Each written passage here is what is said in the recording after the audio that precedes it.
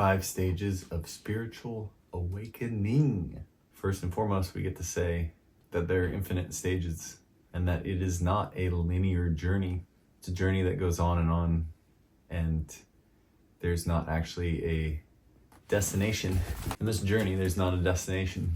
There's an apparent beginning, but actually you will find that when you are more aware on your path, it began a long time before you thought it did. But for the sake of this video, I think a lot of people like numbers. We're gonna do 5 stages.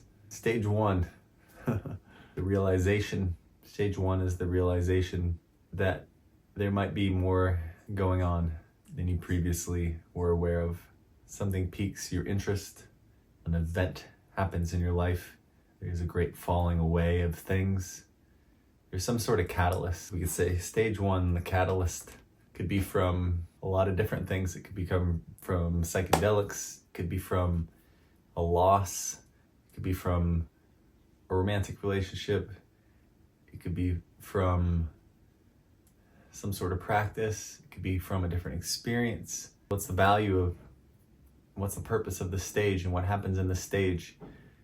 Well, in this stage, it like hits us like a ton of bricks, or it can be gradual too, but there is initial stepping into a realization that there's more going on than we have ever previously experienced before, and we begin to question everything if we fall through on it. Another reaction to this phase, which can basically prevent you from moving on to stage 2, and I'm not saying this is a bad thing, it's not like a degree, but that we react to it with fear and we shut it down. And basically what happens then we are in the same string of consciousness and we are in the same reality until that same opportunity presents itself in a different way and we react to it differently. And we choose to move through it and learn from it. All right, stage 2, exploration.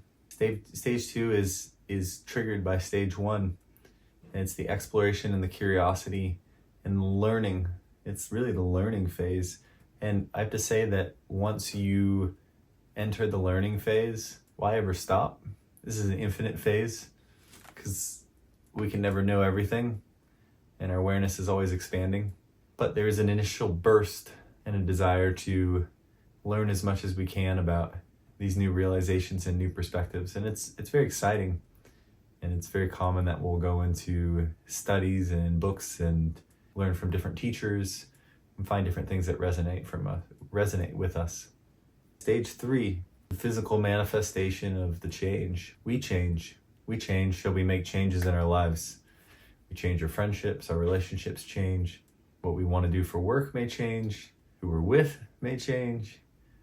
What excites us may change. We essentially begin to occupy a new identity from this new perspective. All right, stage 4, the questioning of everything. Stage 4 is the questioning of everything, because when we change and our life changes, we become someone new and we're living life in a new way, and then there's still contrast. And there's still challenges, there's still resistance, and there's still often a lot of the old problems we used to have. We just have a new title and a new identity, and then we begin to question why we did any of this. And I think this is a phase of really deep and profound healing, because we get to really do the really deep shadow work, and we also get to come to the realization that is the nature of this reality, that it is a contrasting reality. We get to learn how to become less conditional and learn how to love more unconditionally and be more joyful unconditionally. And stage 5, I call it the homecoming. Stage 5 is the homecoming, because we are approaching things from a more loving, compassionate, unconditionally joyful perspective. We're not as attached to outcomes. The parts of our old identity that we may have been all wadded up about and have used to hold a lot of resistance We get to come back to them and embrace them. We get to come back to the aspects of our old self that still and always exists, and we get to embody those aspects from a new perspective through our curiosity, through our unconditional joy, through our desire to learn, through our new perspective, through our unattachment.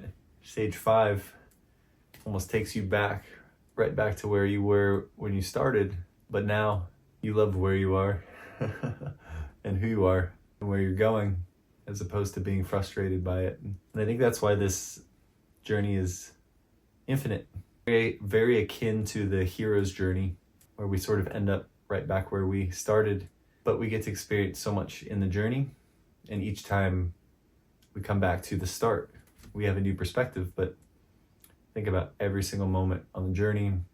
We are where we are, and it's like we never left anywhere, and we're never really going anywhere, but we're just getting to learn and have these new experiences and expand. It's really an infinite expansion. I hope this talk helped you and you enjoyed it. Comment what stage you're in right now. Peace and love and blessings to you.